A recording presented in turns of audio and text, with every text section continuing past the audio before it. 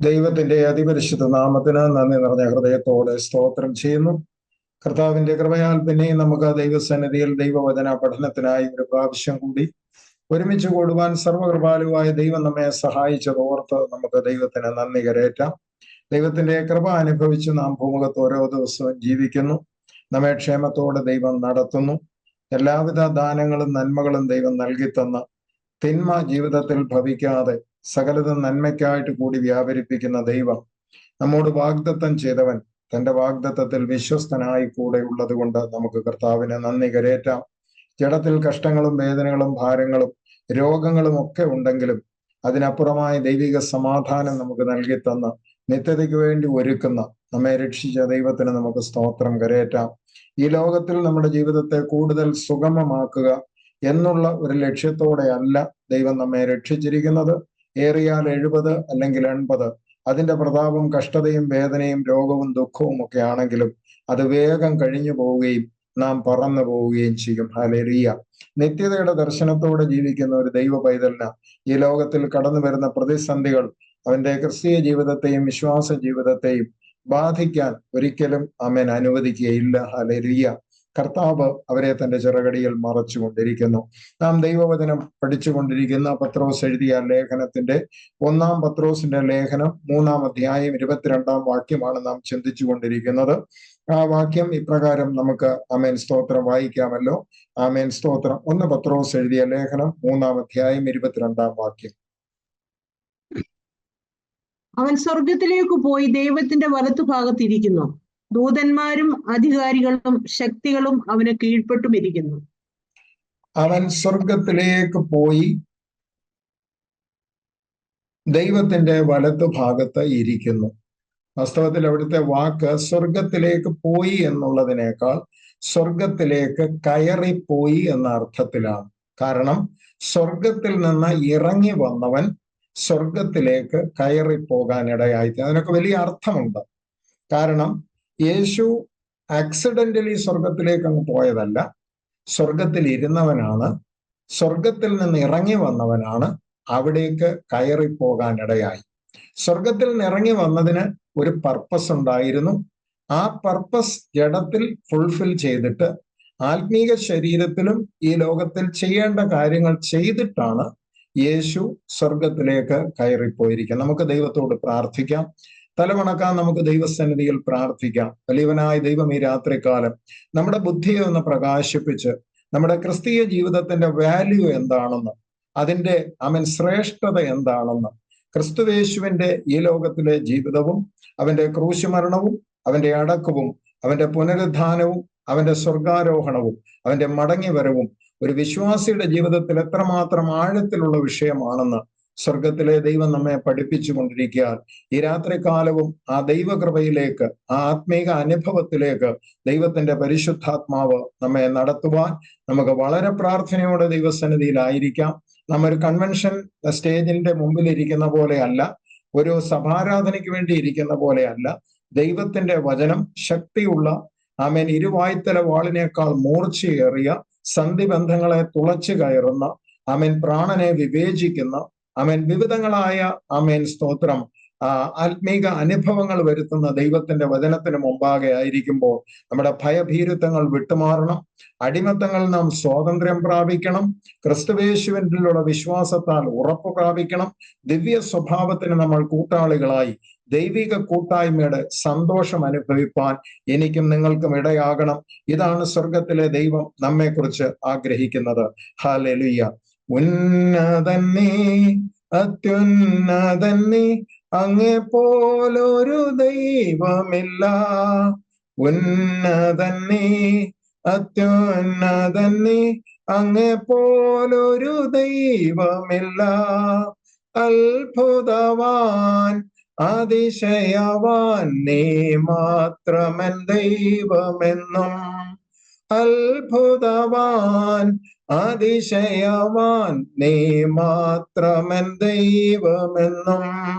നടത്തിയ വഴികളെ ഓർത്തിടുമ്പോൾ കരുതിയ കരുതൽ നനച്ചിടുമ്പോൾ, നടത്തിയ വഴികളെ ഓർത്തിടുമ്പോൾ, കരുതിയ കരുതൽ നനച്ചിടുമ്പോൾ, സ്തുതിക്കുവാനായിരം നാവ് പോരായേ, എങ്കിലും അവോളം ഞാൻ പാടി സ്തുതിക്കും. സ്തുതിക്കുവാനായിരം നാവ് പോരായേ, എങ്കിലും അവോളം ഞാൻ പാടി സ്തുതിക്കും. ഉന്നതൻ നീ, അത്യുന്നതൻ നീ, അങ്ങെപ്പോലൊരു ദൈവമില്ല. ഉന്നതൻ നീ, അത്യുന്നതൻ നീ, അങ്ങെപ്പോലൊരു ദൈവമില്ല. അത്ഭുതവാൻ അതിശയവാൻ നീ മാത്രമെൻ ദൈവമെന്നും. അത്ഭുതവാൻ അതിശയവാൻ നീ മാത്രമെൻ ദൈവമെന്നും. നന്മയല്ലാതൊന്നും ചെയ്തിട്ടില്ലല്ലോ, നന്മ മാത്രമേ ഇനി ചെയ്യുകയുള്ളല്ലോ. നന്മയല്ലാതൊന്നും ചെയ്തിട്ടില്ലല്ലോ, നന്മ മാത്രമേ ഇനി ചെയ്യുകയുള്ളല്ലോ. തിന്മയ്ക്കായി ഒന്നും ഭവിച്ചില്ലല്ലോ, നന്മയ്ക്കായി കൂടി വ്യാപരിച്ചല്ലോ. തിന്മയ്ക്കായി ഒന്നും ഭവിച്ചില്ലല്ലോ, നന്മയ്ക്കായി കൂടി വ്യാപരിച്ചല്ലോ. ഉന്നതൻ നീ, അത്യുന്നതൻ നീ, അങ്ങെപ്പോലൊരു ദൈവമില്ല. ഉന്നതൻ നീ, അത്യുന്നതൻ നീ, അങ്ങെപ്പോലൊരു ദൈവമില്ല. അത്ഭുതവാൻ അതിശയവാൻ നീ മാത്രമെൻ ദൈവമെന്നും. അത്ഭുതവാൻ അതിശയവാൻ നീ മാത്രമെൻ ദൈവമെന്നും. നിത്യസ്നേഹത്താൽ ഞങ്ങളെ സ്നേഹിച്ച ഞങ്ങളുടെ നല്ല ദൈവമേ, സ്വർഗസ്ഥ പിതാവേ, അനുഗ്രഹീതമായ നല്ല ദിവസത്തിന്റെ വൈകിയ വേളയ്ക്കായി സ്തോത്രം ചെയ്യുന്നു. തിരുസന്നിധിയിൽ ആഗ്രഹത്തോടെ നിന്റെ ജനം അടുത്തു വരുന്ന കർത്താവേ, അപ്പത്തിനായിട്ടുള്ള വിശപ്പല്ല, വെള്ളത്തിനായിട്ടുള്ള ദാഹവുമല്ല, ദൈവത്തിന്റെ വചനത്തിന് വേണ്ടി വാഞ്ചയോടെ തിരുസന്നിധിയിൽ അടുത്തു വരുന്നു. ഈ രാത്രികാലം കർത്താവേ, ദൈവത്തിന്റെ വചനം ഞങ്ങളുടെ ഹൃദയങ്ങൾക്ക് ചൈതന്യമായി ഭവിക്കേണ്ടതിന്, ഹൃദയത്തിൽ അത് ധൈര്യവും ഉറപ്പുമായി തീരേണ്ടതിന്, അത് സമൃദ്ധമായ ജീവനിലേക്ക് ഞങ്ങളെ നടത്തേണ്ടതിന് കർത്താവിനോട് ഞങ്ങൾ പ്രാർത്ഥിക്കുകയാണ്. അവിടുന്ന് ലിങ്ക് ചെയ്ത എല്ലാ പ്രിയ മക്കൾക്കായി സ്തോത്രം കരയേറ്റുന്നു. അവരുടെ ഹൃദയത്തിൽ ദൈവം കൊടുത്ത നല്ല താല്പര്യത്തിനായി സ്തോത്രം കരയേറ്റുന്നു. ലോക മനുഷ്യർ വ്യഗ്രതയോടെ ലൗകിക കാര്യങ്ങളുടെ പിന്നാലെ ഓടുമ്പോൾ, ദൈവസന്നിധിയിൽ നിന്റെ ശബ്ദത്തിനു വേണ്ടി, നിന്റെ ആലോചനയ്ക്ക് വേണ്ടി കാതോർത്തിരിക്കുന്ന അങ്ങയുടെ ജനത്തെ ഈ രാത്രി അനുഗ്രഹിക്കണം കർത്താവേ. അങ്ങയുടെ ജനത്തെ ശുശ്രൂഷിപ്പാൻ ഈ ദാസന കൃപ തരണമേ. ദൈവിക പരിജ്ഞാനം കൊണ്ട് നിറയ്ക്കണമേ. വായി തുറക്കുമ്പോൾ വചനത്തിന്റെ വാതിലുകളെ അവിടുന്ന് തുറന്നു തരണമെന്ന് ദൈവത്തോട് ഞങ്ങൾ പ്രാർത്ഥിക്കുന്ന നാഥ. എല്ലാ മാനുഷിക മുൻവിധികളെയും മാനുഷിക കണക്കുകൂട്ടലുകളെയും ദൈവത്തിന്റെ വചനം ഉടച്ചു കളഞ്ഞ് ദൈവത്തിന്റെ ആലോചന നിവർത്തിയാകണമെന്ന് ഞങ്ങൾ ദൈവത്തോട് ഒരുമിച്ച് പ്രാർത്ഥിക്കുന്നു. ഇനിയും ലിങ്ക് ചെയ്യാൻ ആരെങ്കിലും ഉണ്ടെങ്കിൽ അവരെ അവിടുന്ന് വേഗത്തിൽ കൂട്ടി വരുത്തി ഞങ്ങൾക്ക് ഒരുമിച്ച് ദൈവസന്നിധിയിൽ സന്തോഷിപ്പാനും ദൈവവചനത്തിൽ പുകഴുവാനും അതിൽ ആനന്ദിപ്പാനും ഞങ്ങളെ സഹായിക്കണമെന്ന് പ്രാർത്ഥിക്കുന്നു. നല്ല ഹൃദയത്തിൽ അത് സംഗ്രഹിച്ച് ക്ഷമയോടെ ഫലം കായ്ക്കുവാൻ, അതിന്റെ സന്തോഷം ഞങ്ങളിൽ വെളിപ്പെടുവാൻ അവിടുന്ന് സഹായിക്കണമെന്ന് പ്രാർത്ഥിക്കുന്നു. കൃപയും സമാധാനവും കൂടെ ഇരിക്കണം. പ്രാർത്ഥന കേട്ടതുകൊണ്ട് സ്തോത്രം. യേശുക്രിസ്തുവിൻ അൻപുള്ള നാമത്തിൽ തന്നെ ആമേൻ. ദൈവത്തിന്റെ അതിപരിശുദ്ധ നാമം വാഴ്ത്തപ്പെടുമാറാകട്ടെ. എല്ലാ പ്രിയപ്പെട്ടവർക്കും ക്രിസ്തുയേശുവിന്റെ ധന്യമുള്ള നാമത്തിൽ ഈ രാത്രികാല സ്നേഹവന്ദനം ചൊല്ലുകയാണ്. ആമേൻ, സ്തോത്രം. നമുക്ക് അവേഗത്തിൽ ദൈവവചനത്തിലേക്ക് കടക്കാം. നാം ചിന്തിക്കുന്നത് ക്രിസ്തുയേശുവിന്റെ ഈ ഭൂമിയിലെ ആമേൻ ശുശ്രൂഷ ജഡത്തിൽ കർത്താവ് നിവർത്തിച്ച് തന്റെ ആത്മശരീരത്തിൽ ആത്മമണ്ഡലങ്ങളിലേക്ക് കടന്നു പോകുവാനും തുടർന്ന് ആത്മശരീരത്തിൽ തന്നെ ജഡത്തിൽ ഈ ലോകത്തിൽ 40 ദിവസക്കാലം ശിഷ്യന്മാരോടുകൂടെ വസിച്ചിട്ട് താൻ പിതാവിന്റെ അടുക്കലേക്ക് അല്ലെങ്കിൽ സ്വർഗത്തിലേക്ക് കയറിപ്പോകാൻ ഇടയായി തീർന്നു. ദൈവത്തിന്റെ മക്കളെ, ഒരു ക്രിസ്ത്യാനിയെ സംബന്ധിച്ചിടത്തോളം ക്രിസ്ത്യാനി എന്ന പേര് കൊണ്ട് അല്ലെങ്കിൽ ഒരു മതഭക്തിയുടെ ഭാഗമായി നിൽക്കുന്നവർക്ക് ഈ ദൈവവചനത്തിന്റെ ആഴങ്ങൾ എന്ന് പറയുന്നത് പ്രസക്തമായ ഒരു കാര്യമേ അല്ല. അല്ല. അവരെ സംബന്ധിച്ചിടത്തോളം അവരുടെ പ്രാർത്ഥന, കർത്താവെ എന്നെ രക്ഷിക്കണമേ, എന്റെ ഭവനത്തെ രക്ഷിക്കണമേ, എന്റെ കുഞ്ഞുങ്ങൾക്ക് നല്ല ഭാവി കൊടുക്കണമേ, ഞങ്ങൾക്ക് നല്ല ആരോഗ്യം തരണമേ, ഞങ്ങൾക്ക് വേണ്ട നന്മകളെ തരണമേ, ഇതേ ഉള്ളൂ അവരുടെ കാഴ്ചപ്പാട്. എന്നാൽ വീണ്ടും ജനിച്ച ഒരു ദൈവവചനെ സംബന്ധിച്ചിടത്തോളം അവിടം തൊട്ട് അവന്റെ ക്രിസ്തീയ ജീവിതം വളരെ വ്യത്യാസമുള്ളതായി മാറുകയാണ്. ഒരു വലിയ പർപ്പസിന് വേണ്ടിയാണ് കർത്താവ് നമ്മെ രക്ഷിച്ചിരിക്കുന്ന ഒരു ബോധം ആമേൻ നമ്മെ ഓരോരുത്തരെയും ഈ രാത്രികാലം ഭരിക്കണം. ഹല്ലേലൂയ. പാപത്തിൽ ദൈവം നമ്മെ രക്ഷിച്ചിരിക്കുന്നതിന് ഒരു വലിയ ഉദ്ദേശമുണ്ടെന്നും അത് വലിയൊരു വില കൊടുത്തിട്ടാണ് അത് നമുക്ക് സ്വായത്തമാക്കിയതെന്നും അത് നാം ഒരു വില കൊടുത്തിട്ടല്ല, ദാനമായി ദൈവം നമുക്ക് നൽകി തന്നതാണെന്നും നാം തിരിച്ചറിഞ്ഞുകൊണ്ട് ക്രിസ്തുവിനോടുള്ള സ്നേഹം, അവൻ നമ്മെ തേടി സ്വർഗത്തിൽ നിന്നും ഇറങ്ങി വരാൻ, അതാണ് ഞാൻ ആ വാക്യം ആരംഭത്തിൽ വായിപ്പിച്ചത്. സ്വർഗത്തിൽ നിന്ന് ഇറങ്ങി വന്നവനാണ് സ്വർഗത്തിലേക്ക് കയറിപ്പോകാൻ ഇടയായി തീർന്നിരിക്കുന്നത്. നമ്മൾ ചിന്തിക്കേണ്ട ഒരു കാര്യമുണ്ട്. പുഴുക്കളും കൃമികളും എന്ന് മറ്റൊരു രീതിയിൽ പറയാവുന്ന നമ്മെ തേടി സ്വർഗത്തിൽ നിന്നും ദൈവമായിരുന്നവൻ മനുഷ്യ സാദൃശ്യത്തിൽ താഴേക്ക് വരിക എന്ന് പറയുന്നത് നമ്മുടെ ബുദ്ധിക്ക് അത് മനസ്സിലാക്കിയെടുക്കാൻ വലിയ പ്രയാസമുള്ള കാര്യമത്രേ. ആമേൻ, സ്തോത്രം.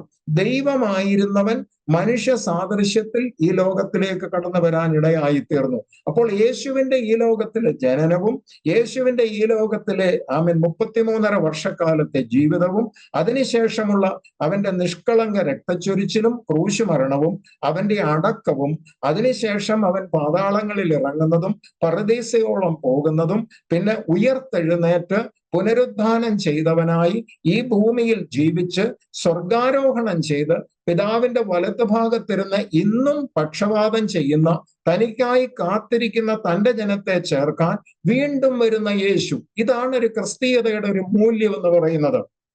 യേശുക്രിസ്തുവിനെ കുറിച്ച് ഞാനും നിങ്ങളും അവൻ ദൈവവചന പരിജ്ഞാനത്തിലൂടെയാണ് പഠിക്കുന്നത്. ആ ദൈവവചനം നമുക്ക് തരുന്ന വലിയൊരു പ്രകാശനമുണ്ട്. യേശുവിന്റെ ജീവിതവും യേശുവിന്റെ മരണവും അത് നമ്മുടെ ജീവിതത്തിൽ ഉണ്ടാക്കി തന്ന ബ്ലെസ്സിങ് എന്താണെന്ന് ഒരു വ്യക്തി വാസ്തവത്തിൽ തിരിച്ചറിഞ്ഞു കഴിഞ്ഞാൽ അവന്റെ ഭൗതിക ജീവിതത്തിന്റെ വ്യഗ്രത വിട്ടുമാറി അവനൊരു ആത്മീക അനുഭവത്തിലേക്ക് നടത്തപ്പെടാൻ ഇടയാകും. കാരണം യേശു ക്രൂശിൽ കയറിയത് അത് ഒരു വലിയ സബ്ജക്റ്റ് ആണ്. കാരണം ഒരു രോഗസൗഖ്യം ലഭിക്കുന്നതിനോ ഒരു സാമ്പത്തിക വിടുതൽ ലഭിക്കുന്നതിനോ ഒരു ഭൂതം പുറത്താകുന്നതിനോ യേശു ക്രൂശിൽ കയറേണ്ട ആവശ്യമില്ല. അത് നമ്മൾ തിരിച്ചറിയണം. യേശു കർത്താവ് ക്രൂശിൽ നിഷ്കളങ്ക രക്തം ചൊരിഞ്ഞത് കൊണ്ട് അല്ല ഭൂതം പുറത്താകുന്നത് അല്ലെങ്കിൽ രോഗം സൗഖ്യമാകുന്നത്. അപ്പോൾ യേശു ക്രൂശിൽ കയറി എന്ന് പറയുന്നത് വലിയൊരു ലക്ഷ്യം അതിന്റെ പിന്നിലുണ്ട്. അവിടെ വലിയൊരു സ്തോത്രം പ്രവൃത്തി ആ ക്രൂശ് മരണത്തിലൂടെ ഉണ്ട്. അതാണ് നമ്മുടെ ക്രിസ്തീയ ജീവിതത്തിന്റെ മൂല്യം എന്നതുകൊണ്ട് നാം ഉദ്ദേശിക്കുന്നത്. ഹല്ലേലൂയ. ഈ രാത്രി നമുക്ക് ശാന്തമായിട്ടൊന്ന് ചിന്തിക്കാം. യേശു സ്വർഗത്തിൽ നിന്ന് ഇറങ്ങി വന്നു. ഇത് നമ്മൾ ആഴത്തിലൊന്ന് മനസ്സിലാക്കണം. സ്വർഗത്തിലേക്ക് കയറി പോയി എന്ന് പറയുമ്പോൾ ആദ്യം സ്വർഗത്തിൽ നിന്ന് ഇറങ്ങി വന്നു എന്നുള്ള സത്യമാണ് നമ്മൾ പഠിക്കേണ്ടത്. അവൻ ദൈവരൂപത്തിലായിരുന്നു. 2-3 കാര്യങ്ങളിൽ നമ്മൾ ചിന്തിക്കുന്നത്. ഒന്ന്, സ്വർഗത്തിൽ നിന്നാണ് അവൻ ഇറങ്ങി വന്നത്. 2, അവൻ ദൈവരൂപത്തിലായിരുന്നു. 3, പിതാവിൽ മറഞ്ഞിരുന്ന വചനം ജഡമായി തീർന്നു. ഇതൊക്കെയാണ് ദൈവവചനം നമുക്ക് തരുന്ന പ്രകാശനം. 3-4 കാര്യങ്ങൾ ഞാൻ പറഞ്ഞു. യേശു സ്വർഗത്തിൽ നിന്നാണ് ഇറങ്ങി വന്നത്. 2, അവൻ ദൈവരൂപത്തിലായിരുന്നു. 3, പിതാവിൽ മറഞ്ഞിരുന്ന വചനം ജഡമായി തീർന്നു. 2-3 വാക്യങ്ങൾ നമുക്കൊന്ന് വായിക്കാം. ഒന്നാമത്തെ വാക്യം യോഹന്നാന്റെ സുവിശേഷം 3-ാം അധ്യായത്തിന്റെ 13-ാം വാക്യം ഒന്ന് വായിച്ചോട്ടെ. യോഹന്നാന്റെ സുവിശേഷം 3-ാം അധ്യായം അതിന്റെ 13-ാം വാക്യം.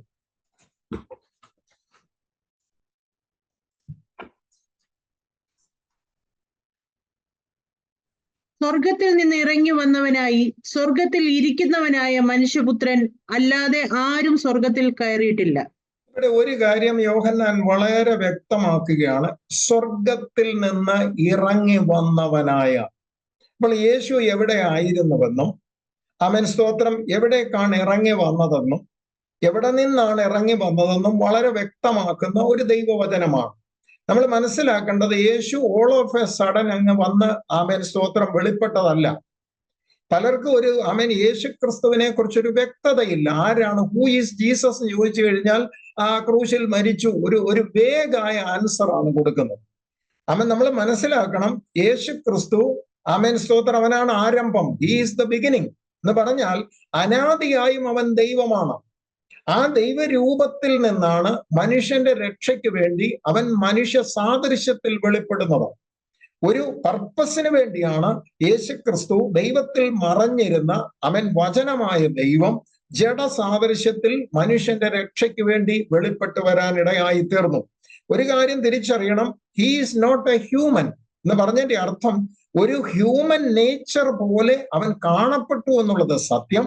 എന്നാൽ അവനൊരു ഹ്യൂമൻ ബീയിങ്ങിനെ പോലെ ഈ ലോകത്തിൽ അവൻ ജഡത്തിന്റെ ആ ഒരു അനുഭവത്തിലല്ല ജീവിച്ചത്.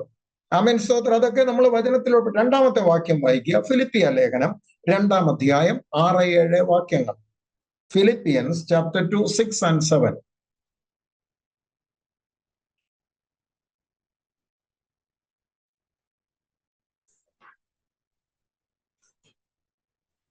അവൻ ദൈവരൂപത്തിൽ ഇരിക്കെ ദൈവത്തോടുള്ള സമത്വം മുറുകെ പിടിച്ചു കൊള്ളണമെന്ന് വിചാരിക്കാതെ ദാസരൂപമെടുത്ത് മനുഷ്യ അവിടെ 2-3 കാര്യങ്ങൾ നമുക്ക് വ്യക്തമാണ്. നമ്മുടെ വിഷയത്തോടുള്ള ബന്ധത്തിലായതുകൊണ്ട് ആ മുഴുവൻ വാക്യം നമുക്കിവിടെ വായിക്കേണ്ട.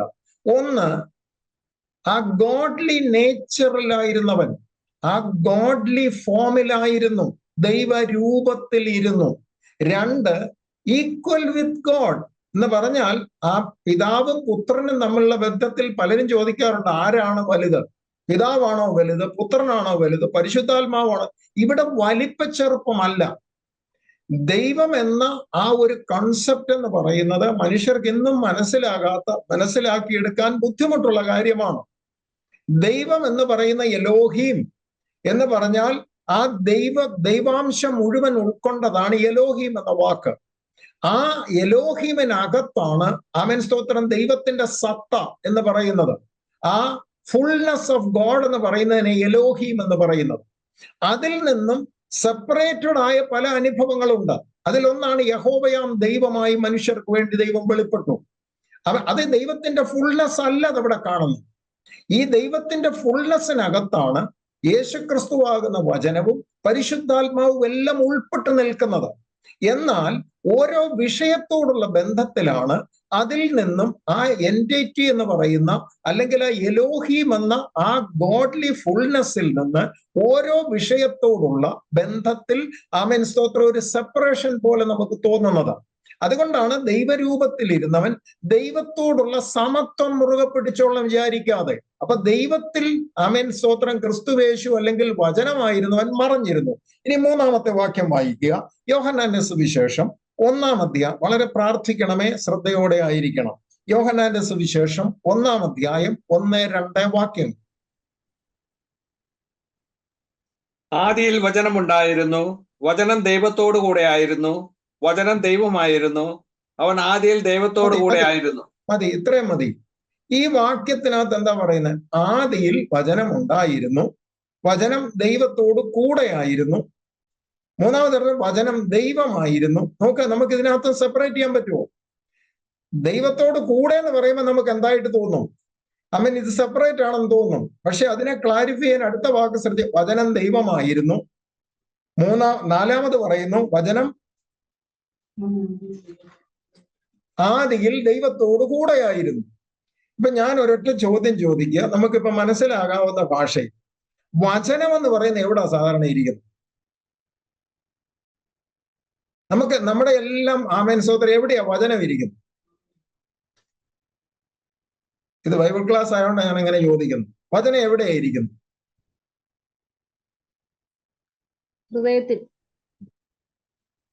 ഹൃദയത്തിലാണ് വചനം ഇരിക്കുന്നതെങ്കിലും അത് പുറത്തേക്ക് വരുന്ന ഇതിലെവിടാ? നാവിലൂടെ. അപ്പൊ ദൈവത്തിന്റെ നാവായിരുന്നു ആര്? വചനം. അപ്പൊ നമ്മുടെ നാവിനെ നമ്മളെ തമ്മിൽ സെപ്പറേറ്റ് ചെയ്യാൻ പറ്റുമോ? ഇതാണ് നമ്മൾ ചിന്തിക്കേണ്ടത്. ദൈവത്തിൽ അവനായിരുന്നു, ദൈവത്തോട് കൂടെ എന്ന് പറഞ്ഞ അവൻ ദൈവത്തിലായിരുന്നു. വചനമായിരുന്നവൻ, ദൈവത്തിലായിരുന്നവൻ എന്തായി മാറിയെന്ന് നമ്മൾ പഠിക്കുന്നത്? ജഡമായി തീർന്നു. കാരണം യേശുക്രിസ്തുവിനെ കുറിച്ച് ഒരുപാട് മിഥ്യാധാരണയുണ്ട് മനുഷ്യന്.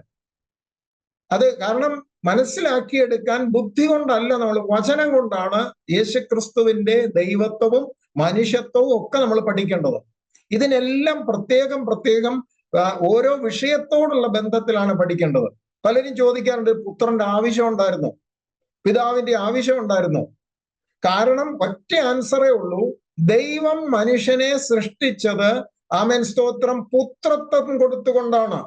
ആദാമിനെ കുറിച്ച് പറയുന്നു, ആദാം ദൈവത്തിന്റെ മകനായിരുന്നു. ആ പുത്രത്വ പദവിയോടുകൂടെ മനുഷ്യനെ സൃഷ്ടിച്ചത് കൊണ്ട് ആ പുത്രനെ വീണ്ടെടുക്കാൻ മറ്റൊരു പുത്രനായിട്ട് യേശു ലോകത്തിൽ വെളിപ്പെട്ടു. ഇത് നമ്മൾ ഈ വചനം കൊണ്ട് നമ്മൾ പഠിക്കുമ്പോഴാണ് ഇതിന് ക്ലാരിറ്റി ഉണ്ടാകുന്നത്. അപ്പൊ ഒരു പുത്രത്വത്തോടുകൂടി ഈ ലോകത്തിൽ വന്നത് പുത്രന്മാരെ വീണ്ടെടുക്കാൻ. അതുകൊണ്ട് എബ്രായ ലേഖനത്തിൽ നമ്മൾ പല പ്രാവശ്യം പഠിച്ചിട്ടുണ്ട്, ഞാൻ അങ്ങോട്ട് പോകുന്നില്ല. അനേക പുത്രന്മാരെ തേജസ്സിലേക്ക് നടത്തുമ്പോൾ, അപ്പൊ പുത്രന്മാരെ തേജസ്സിലേക്ക് നടത്തേണ്ടതിന് അവൻ ദൈവമായിരുന്നവൻ അവൻ മനുഷ്യനായി ഒരു പുത്രത്വം എടുത്തുകൊണ്ട് ഈ ലോകത്തിൽ വന്ന് പുത്രത്വം നഷ്ടപ്പെട്ടു പോയ മനുഷ്യന് ക്രിസ്തുയേശുവിലുള്ള വിശ്വാസത്താൽ പുത്രത്വത്തിന്റെ അവകാശം നൽകി തരാനിടയായി.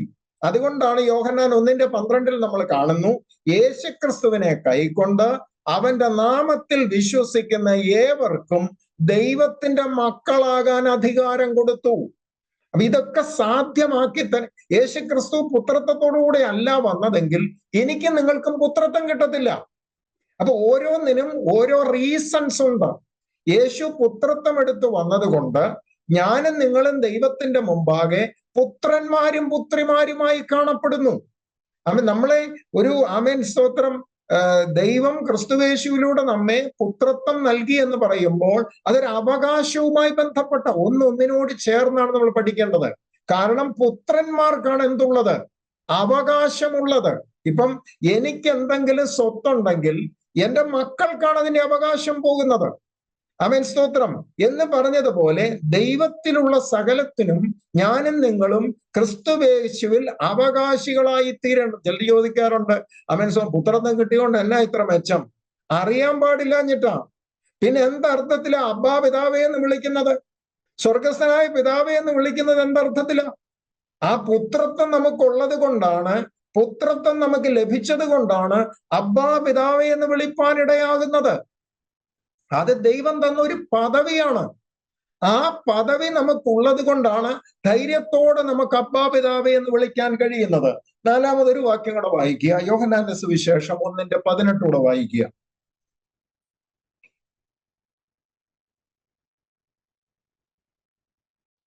ദൈവത്തെ ആരും ഒരു നാളും കണ്ടിട്ടില്ല.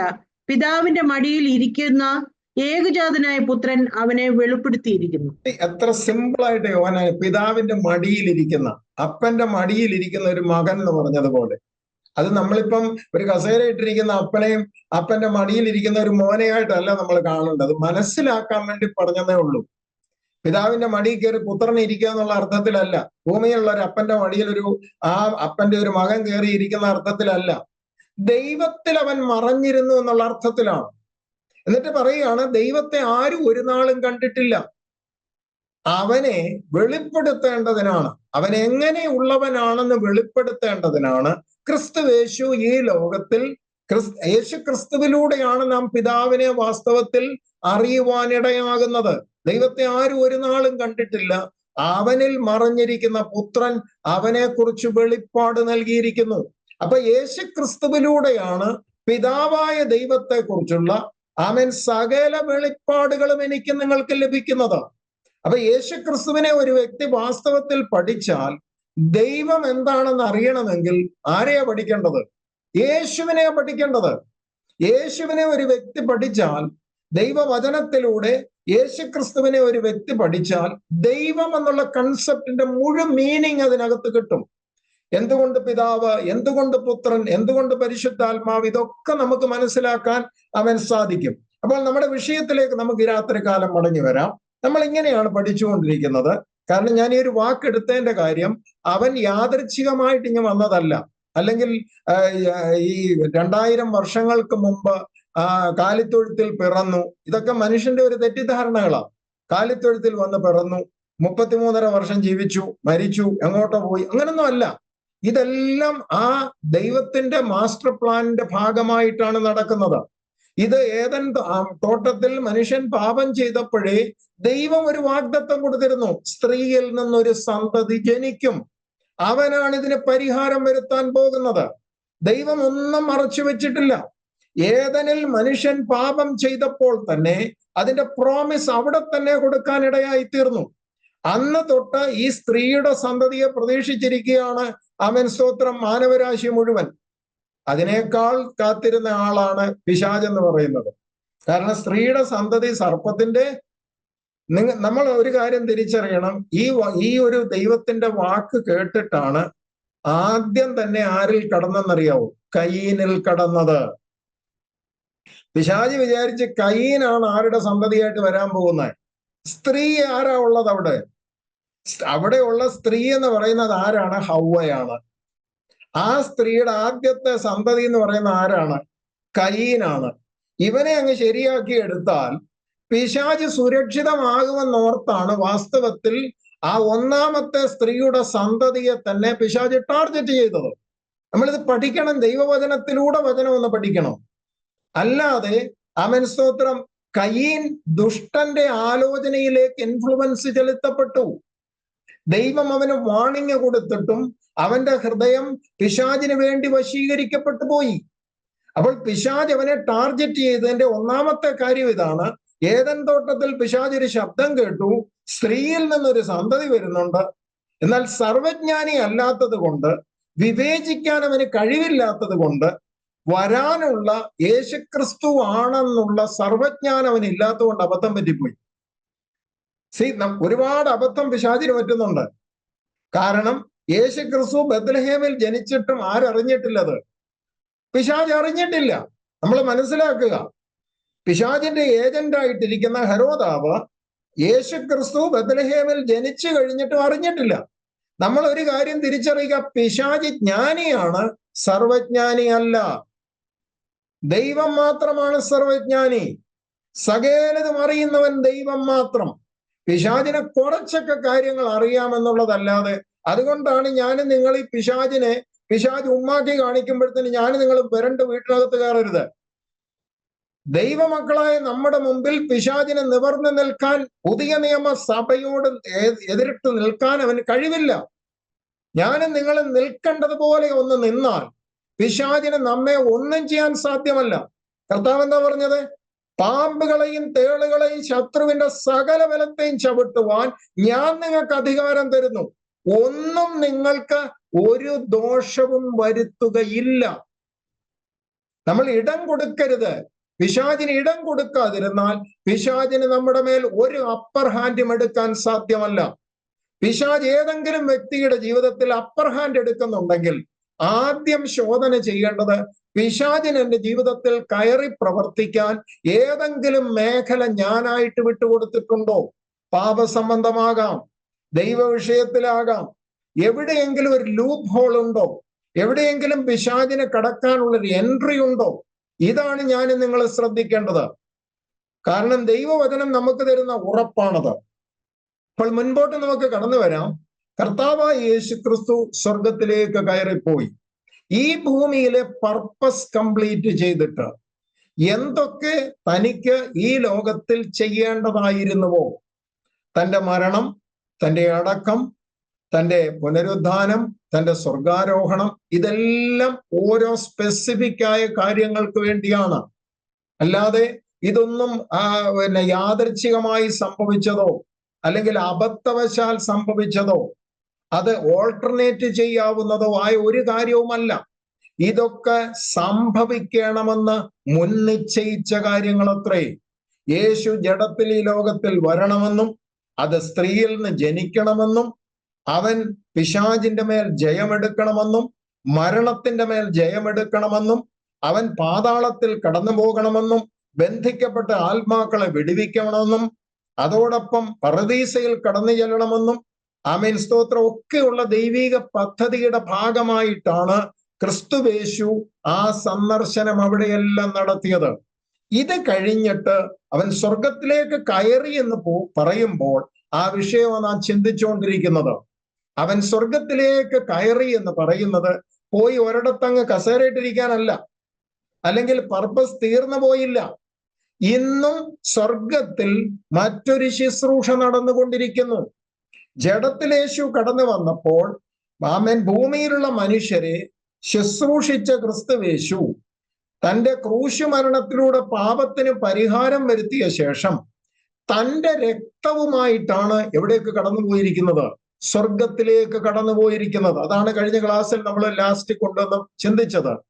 കാരണം ഒരു മഹാപുരോഹിതൻ വിശുദ്ധ മന്ദിരത്തിലേക്ക് കടന്നു ചെന്ന് യാഗമൃഗത്തിന്റെ രക്തം ആമേൻ സ്തോത്രം കൃപാസനത്തിങ്കൽ അർപ്പിച്ചു കഴിയുമ്പോഴാണ് ജനത്തിന് താൽക്കാലികമായ പാപമോചനം ലഭിക്കുന്നത്. നമ്മൾ മനസ്സിലാക്കി, ഈ മൃഗത്തിന്റെ സകല യാഗങ്ങളും യേശുക്രിസ്തുവിന്റെ ക്രൂശ് മരണത്തോടെ അവസാനിച്ചു. ഒരിക്കലായി യേശുക്രിസ്തു അർപ്പിച്ച പരമയാഗം കൊണ്ട് സദാകാലത്തേക്കും സൽഗുണപൂർത്തി വരുത്തുന്ന ദൈവത്തിന്റെ യാഗമായി യേശുക്രിസ്തുവിന്റെ നിഷ്കളങ്ക രക്തം മതിയായതായി തീർന്നു.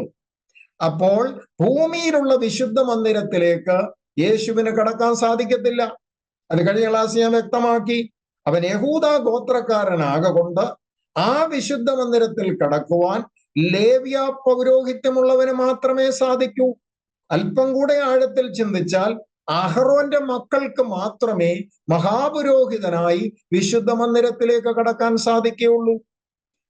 എന്നാൽ ഈ ഭൂമിയിലുള്ള വിശുദ്ധ മന്ദിരം ഒരു മോഡലായിരുന്നുവെന്നും അത് റിയൽ മന്ദിരത്തിന്റെ ഒരു ഡ്യൂപ്ലിക്കേറ്റ് എന്ന് വേണമെങ്കിൽ നമുക്ക് പറയാം.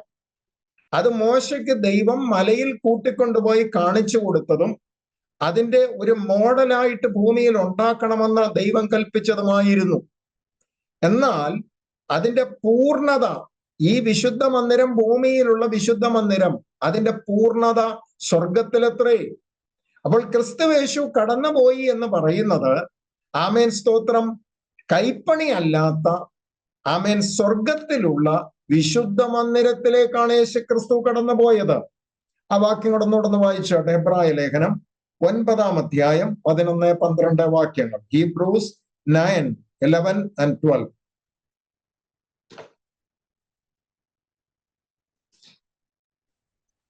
ക്രിസ്തുവോ വരുവാനുള്ള നന്മകളുടെ മഹാപുരോഹിതനായി വന്നിട്ട് കൈപ്പണിയല്ലാത്തതായി എന്ന് വെച്ചാൽ ഈ സൃഷ്ടിയിൽ ഉൾപ്പെടുത്താതായി വലിപ്പവും തികവുമേറിയ ഒരു കൂടാരത്തിൽ കൂടി ആട്ടുകൊറ്റന്മാരുടെയും പശുക്കിടാങ്ങളുടെയും രക്തത്താലല്ല, സ്വന്തം രക്തത്താൽ തന്നെ ഒരിക്കലായിട്ട് വിശുദ്ധ മന്ദിരത്തിൽ പ്രവേശിച്ച് എന്നേക്കുമുള്ള ഒരു വീണ്ടെടുപ്പ് സാധിപ്പിച്ചു. ഇത് ഓരോ വാക്യങ്ങൾ നിർത്തി നിർത്തി നമ്മൾ ചിന്തിച്ചാൽ അവിടെ തന്നെ ഉത്തരമുണ്ട്. യേശു ആട്ടുകൊറ്റന്റെ രക്തവുമായിട്ടല്ല കടന്നുപോയതെന്നും യേശു ഭൂമിയിലുള്ള വിശുദ്ധ മന്ദിരത്തിലേക്കല്ല കടന്നുപോയതെന്നും കൈപ്പണി അല്ലാത്തതും സ്വർഗീയമായ മന്ദിരത്തിലേക്ക് സ്വന്തം രക്തം കൊണ്ട് അവിടെ കടന്നു ചെന്ന് ഒരിക്കലായി അർപ്പിച്ച യാഗം കൊണ്ട്, തന്റെ സ്വന്തം യാഗം കൊണ്ട്, തന്റെ സ്വന്തം രക്തം കൊണ്ട് മാനവരാശിക്ക് വീണ്ടെടുപ്പ് സാധിപ്പിച്ചു. ഒരൊറ്റ ക്രൂശ് മരണം കൊണ്ട് സകല മാനവരാശിയുടെയും പാപത്തിന്, ഇനി ഉണ്ടാകാൻ പോകുന്ന മനുഷ്യരുടെ കൂടെ പാപത്തിന് യേശുക്രിസ്തുവിന്റെ നിഷ്കളങ്ക രക്തം കൊണ്ട് വീണ്ടെടുപ്പ് ദൈവം സാധ്യമാക്കിയിരിക്കുന്നു. ആമേൻ. പഴയ നിയമ കാലങ്ങളിൽ യേശുവിന്റെ മരണം വരെ മൃഗത്തിന്റെ രക്തം താൽക്കാലികമായി അവർക്ക് ദൈവം നൽകി കൊടുത്തിരുന്നു. കാരണം അതൊരു നിഴലായിരുന്നു.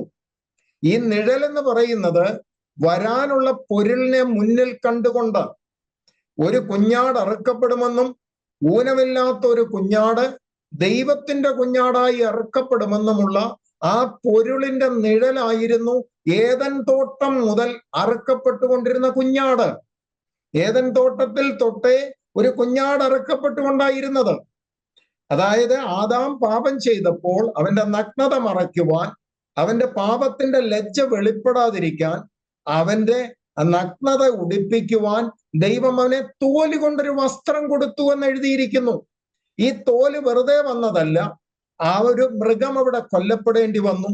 തുടർന്നിങ്ങോട്ട് ചിന്തിച്ചാൽ ഇസ്രയേൽ മക്കൾ ഫറവോന്റെ നാട്ടിൽ നിന്നും മിസ്രയീമിന്റെ അടിമത്തത്തിൽ നിന്നും വിടുവിച്ച് പുറത്തേക്ക് വരുന്നതിന് മുമ്പ് അവരുടെ മരണം വിട്ടുപോകേണ്ട പാസ് ഓവർ, പെസഹ എന്നറിയപ്പെടുന്ന ആ ദിവസം ഊനമില്ലാത്ത ഒരു ആട്ടിൻകുട്ടിയെ കൊന്ന് അതിന്റെ രക്തം കട്ടളപ്പടിമേലും കുറുമ്പടിമേലും പുരട്ടി ആമേൻ സ്തോത്രം അവർക്ക് താൽക്കാലികമായ ഒരു മരണദൂതന്റെ ആമേൻ സ്തോത്രം ദൂതനിൽ നിന്ന് അവർക്ക് രക്ഷ പ്രാപിപ്പാൻ അവിടെയും ഒരു കുഞ്ഞാടറുക്കപ്പെട്ടു. ഇതെല്ലാം എന്തായിരുന്നു? ഒരു നിഴലായിരുന്നു. റിയലായ കുഞ്ഞാടിന്റെ നിഴൽ രൂപങ്ങളായിരുന്നു പഴയ നിയമകാലങ്ങളിൽ വെളിപ്പെട്ട ഓരോ യാഗങ്ങളിലെ യാഗമൃഗങ്ങൾ. അതിന്റെ പൂർണ്ണതയാണ് യേശുക്രിസ്തുവിൽ വെളിപ്പെടുന്നത്. അതുകൊണ്ടാണ് സ്നാപക യോഹന്നാൻ യേശുവിനെ കണ്ട ഉടനെ വിളിച്ചു പറയുന്നു, ഇതാ ലോകത്തിന്റെ പാപത്തെ ചുമക്കുന്ന ദൈവത്തിന്റെ കുഞ്ഞാട്. ലോകസ്ഥാപനത്തിന് മുമ്പേ തിരഞ്ഞെടുക്കപ്പെട്ട, ലോകസ്ഥാപനത്തിന് മുമ്പേ മുൻ നിർണയിക്കപ്പെട്ട ദൈവത്തിന്റെ കുഞ്ഞാടിത മനുഷ്യ സാദൃശ്യത്തിൽ വന്നിരിക്കുന്നു. യോഹന്നാന് ദൈവം കൊടുത്ത വെളിപ്പാടായിരുന്നു. ആ യേശു ക്രിസ്തു അറുക്കപ്പെട്ടിട്ട് തന്റെ സ്വന്തം രക്തം കൊണ്ട് വിശുദ്ധ മന്ദിരത്തിലേക്ക് കടന്നു. 9-ാം അധ്യായം എബ്രായ ലേഖനം 24 മുതൽ 26 വരെ. ക്രിസ്തു വാസ്തവമായതിന്റെ പ്രതിബിംബമായി കൈപ്പണിയായ വിശുദ്ധ മന്ദിരത്തിലേക്കല്ല, ഇപ്പോൾ നമുക്ക് വേണ്ടി ദൈവസന്നിധിയിൽ പ്രത്യക്ഷനാവാൻ സ്വർഗത്തിലേക്കത്രേ പ്രവേശിച്ചത്. മഹാപുരോഹിതൻ ആണ്ടുതോറും അന്യരക്തത്തോടുകൂടെ വിശുദ്ധ മന്ദിരത്തിൽ പ്രവേശിക്കുന്നത് പോലെ അവൻ തന്നെത്താൻ കൂടെ അർപ്പിപ്പാൻ ആവശ്യമില്ല. അങ്ങനെയായാൽ ലോകസ്ഥാപനം മുതൽക്ക് അവൻ പലപ്പോഴും കഷ്ടം അനുഭവിക്കേണ്ടിയിരുന്നു. എന്നാൽ അവൻ ലോകാവസാനത്തിൽ സ്വന്തം യാഗം കൊണ്ട് പാപപരിഹാരം വരുത്തുവാൻ ഒരിക്കൽ പ്രത്യക്ഷനായി, ഒരിക്കൽ മരിക്കുകയും പിന്നെ ഇവിടെ കാണുന്ന കാര്യങ്ങൾ എന്ന് പറയുന്നത്, ഇനി ഒരു യാഗത്തിന്റെ ആവശ്യമില്ല, ഇനി ഒരു യാഗവും ആവശ്യമില്ല. യേശുക്രിസ്തുവിന്റെ പരമയാഗം കൊണ്ട് പാപത്തിന് പരിഹാരമായി. ഇനിയും ജനിക്കാനിരിക്കുന്നവർക്ക് വേണ്ടി കൂടെ യേശുവിലുള്ള വിശ്വാസത്താൽ യേശുവിന്റെ രക്തം അവരുടെയും പാപത്തിൽ നിന്ന് അവരെ മോചിക്കാനിടയാകുന്നു. അങ്ങനെയെങ്കിൽ ആമേൻ സ്തോത്രം, കർമ്മങ്ങൾ കൊണ്ടോ ക്രിയകൾ കൊണ്ടോ നമ്മുടെ മാനുഷികമായ എന്തെങ്കിലും കാര്യങ്ങൾ കൊണ്ടല്ല ദൈവത്തിന്റെ മുമ്പാകെ എനിക്കും നിങ്ങൾക്കും നീതീകരണം ലഭിക്കുന്നത്. ഇന്ന് നമ്മൾ ധൈര്യത്തോടെ ദൈവത്തിന്റെ മുമ്പിൽ നിൽക്കുന്നുണ്ടെങ്കിൽ നമ്മുടെ ജീവിതത്തിൽ പാപമില്ലാഞ്ഞിട്ടല്ല, നമ്മുടെ പാപത്തിന് പരിഹാരം ക്രിസ്തുയേശു തന്റെ നിർമ്മല രക്തം കൊണ്ട് വരുത്തിയിരിക്കുകയാൽ ദൈവത്തിന്റെ സന്നിധിയിൽ നമുക്ക് വീണ്ടെടുപ്പ് ലഭിച്ചത് കൊണ്ട്, അവന്റെ രക്തം സകല പാപവും പോക്കി നമ്മെ കഴുകി ശുദ്ധീകരിക്കുന്നത് കൊണ്ട്, അതാണ് നമ്മൾ ധൈര്യത്തോടെ അവന്റെ അടുക്കലേക്ക് കടന്നു ചെല്ലുന്നത്. അപ്പോൾ യേശുക്രിസ്തു പിതാവിന്റെ സന്നിധിയിൽ അല്ലെങ്കിൽ സ്വർഗീയ മന്ദിരത്തിൽ കടന്നു ചെന്ന് മനുഷ്യരാശിക്ക് വേണ്ടി തന്റെ രക്തം പിതാവിന് അർപ്പിച്ച് ആമേൻ സ്തോത്രം മനുഷ്യർക്ക് വേണ്ട പ്രതിക്രിയ നടത്തി. അതൊരു ഫുൾ സ്റ്റോപ്പ് പോലെ അവിടെ ചെയ്തു കഴിഞ്ഞു. അതിനെ ആമേൻ അഴിവില്ലാത്ത എന്നേക്കുമായ ആമേൻ സ്തോത്രം ഒരു പ്രവൃത്തിയായി അത് തീർന്നു. അതിനുശേഷം യേശു എന്ത് ചെയ്തുകൊണ്ടിരിക്കുകയാണ്? ആമേൻ സ്തോത്രം, യേശുവിന്റെ ശുശ്രൂഷ തീർന്നിട്ടില്ല. ആമേൻ മനുഷ്യനോടുള്ള ബന്ധത്തിൽ ആമേൻ യേശു ഇന്നും ശുശ്രൂഷിച്ചു കൊണ്ടിരിക്കുന്നു. ഇന്നത്തെ യേശുവിന്റെ ശുശ്രൂഷ എന്ന് പറയുന്നത് വളരെ ശ്രേഷ്ഠമാണ്. കാരണം മനുഷ്യരായ നാം രക്ഷിക്കപ്പെട്ടു, സ്നാനപ്പെട്ടു, നമ്മൾ വീണ്ടെടുപ്പിന്റെ നിർണയം പ്രാപിച്ചു, യേശുവിന്റെ വരവിന്റെ പ്രത്യാശയിൽ ജീവിക്കുന്നുവെങ്കിലും നാം ജീവിക്കുന്നത് ജഡത്തിലും ഈ ലോകത്തിലുമാണ്. അതിൻ്റെതായ പല അനുഭവങ്ങൾ നമ്മുടെ ജഡത്തെ ബലഹീനപ്പെടുത്തുന്നുണ്ട്. ആമേൻ സ്തോത്രം, മനഃപൂർവ്വം അല്ലെങ്കിലും നമ്മുടെ ജീവിതത്തിൽ വീഴ്ചകൾ വരുന്നുണ്ട്. ഈ വീഴ്ചകൾ വരുമ്പോൾ നമുക്ക് വേണ്ടി ഒരുവൻ ദൈവത്തിന്റെ സന്നിധിയിൽ ഉണ്ടെന്നുള്ളതാണ് നമ്മുടെ ധൈര്യം. അതുകൊണ്ടാണ് നമുക്ക് നമ്മുടെ ക്രിസ്തീയ ജീവിതത്തിന് ആമേൻ സ്തോത്രം വലിയ വില എന്ന് പറയുന്നത്. നാം ദൈവസന്നിധി പോയി നിൽക്കുമ്പോൾ ഓച്ചാനിച്ചല്ല നിൽക്കുന്നത്. നാം ദൈവസന്നിധിയിൽ പോയി നിൽക്കുമ്പോൾ തെറ്റ് ചെയ്തിട്ടുണ്ടെങ്കിലും ജീവിതത്തിൽ വീഴ്ചകൾ ഉണ്ടെങ്കിലും നമുക്കൊരു ധൈര്യമുണ്ട്. കാരണം നമ്മെ വീണ്ടെടുത്തവൻ നമുക്ക് വേണ്ടി ഇന്ന് ഇവിടെ ഉണ്ട്, പിതാവിന്റെ സന്നിധിയിൽ ഉണ്ട്. ആമേൻ സ്തോത്രം.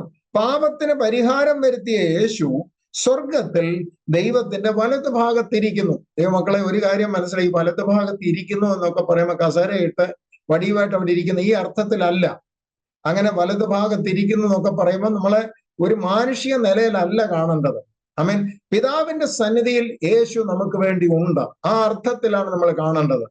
someone is there for us, not someone എന്ന് പറയാൻ പറ്റത്തില്ല. ജീസസ് ക്രൈസ്റ്റ് അവർ റെഡീമർ, നമ്മുടെ വീണ്ടെടുപ്പുകാരൻ, നമുക്ക് വേണ്ടി ജീവനെ തന്നവൻ, നാം ആരിൽ പ്രത്യാശ അർപ്പിച്ചിരിക്കുന്നുവോ അവൻ നമുക്ക് വേണ്ടി മരിക്കുക മാത്രമല്ല നമുക്ക് വേണ്ടി അടക്കപ്പെടുക മാത്രമല്ല, നമുക്ക് വേണ്ടി ഉയർത്തെഴുന്നേൽക്കുക മാത്രമല്ല, നമുക്ക് വേണ്ടി വീണ്ടെടുപ്പിന്റെ രക്തവുമായി വിശുദ്ധ മന്ദിരത്തിലേക്ക് കയറിപ്പോവുക മാത്രമല്ല, ഇന്നും നമുക്ക് വേണ്ടി പിതാവിന്റെ സന്നിധിയിൽ ജാഗരിക്കുന്നു. നോക്കുക, യേശുവും നാമും തമ്മിലുള്ള ബന്ധം നോക്കുക. ആമേൻ. ഇത് മനസ്സിലാക്കിയിട്ട പൗലോസ് പറയുന്നത്, ഈ ദൈവസ്നേഹത്തിൽ ഞങ്ങളെ വേർപിരിപ്പാൻ ഒന്നിനും സാധ്യമല്ല. വീണ്ടും ജനിച്ച ദൈവത്തിന്റെ മക്കളോട് പറയട്ടെ, കാര്യസാധ്യത്തിന് വേണ്ടി അല്ല ഞാൻ നിങ്ങളും യേശുവിനെ അനുഗമിക്കുന്നത്. ക്രിസ്ത്യാനിക്ക് ഒരു അബദ്ധം പറ്റിയിട്ടുണ്ട്, മറ്റുള്ള മതങ്ങൾ പോലെ ഇത് ഒരു മതമാണെന്ന്. അല്ല, ഇത് വ്യത്യസ്തമാണ്. ഇത് അവൻ മാനവരാശിയും സൃഷ്ടാവും ആ മനുഷ്യനും തമ്മിലുള്ള അഭേദ്യമായ ബന്ധത്തിന്റെ, മനുഷ്യൻ വീഴ്ച സംഭവിച്ചപ്പോൾ അവന്റെ കർമ്മം കൊണ്ട് അവന് രക്ഷ പ്രാപിക്കാൻ കഴിയാതെ ദൈവത്തിൽ നിന്ന് അകന്നന്യപ്പെട്ടു പോയവനെ ദൈവത്തിങ്കിലേക്ക് മടക്കി വരുത്താൻ ദൈവമായിരുന്നവൻ മനുഷ്യനായി തീർന്നുകൊണ്ട് അവന് വേണ്ടി പരമയാഗമായി തീരുകയും, അവൻ എന്നിട്ട് അവന് ഭൂമിയിലുള്ള ആയുസ് അവൻ ബലഹീനനാണെന്ന് മനസ്സിലാക്കിക്കൊണ്ട് തന്നെ അവന് വേണ്ടി പിതാവിന്റെ സന്നിധിയിൽ ഇന്നും പക്ഷം പിടിച്ചു വാദിക്കാനുണ്ടെന്നൊക്കെ പറയുന്നത് ഒരു വലിയ ഭാഗ്യ പദവിയാണ് ദൈവത്തിന്റെ മക്കളെ.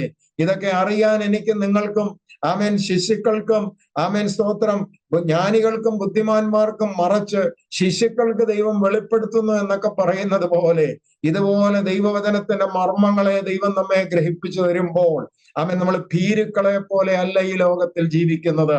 ശേഷം മനുഷ്യരെ പോലെ വ്യർത്ഥമായിട്ടല്ല, എങ്ങനെങ്കിലുമൊക്കെ അല്ല. നമുക്കൊരു വ്യക്തതയുണ്ട്, നമുക്കൊരു ലക്ഷ്യമുണ്ട്, നമുക്കൊരു ദർശനമുണ്ട്. ആ ദർശനത്തോടെയാണ് ഞാൻ നിങ്ങൾ മുമ്പോട്ട് പോകുന്നത്. ഇന്ന് യേശു എന്ത് ചെയ്യുന്നു? ഹല്ലേലൂയ. പാപത്തിന് പരിഹാരം വരുത്തി വീണ്ടെടുപ്പ് സാധ്യമാക്കിയ യേശു ഇന്ന് എന്ത് ചെയ്തുകൊണ്ടിരിക്കുന്നു? എബ്രായ ലേഖനം 1:3.